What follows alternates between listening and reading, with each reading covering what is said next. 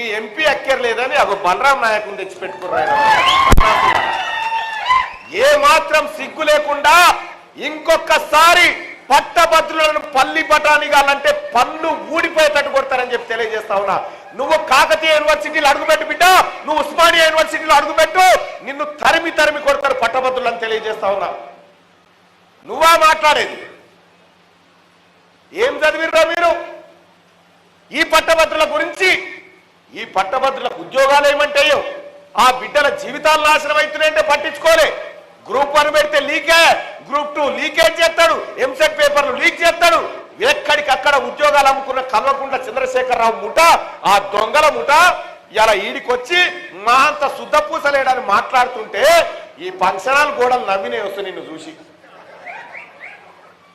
ఫంక్షనాలే నవ్వింది, సిగ్గుపడ్డది మిమ్మల్ని చూస్తే, మీ పాదం మోగితే.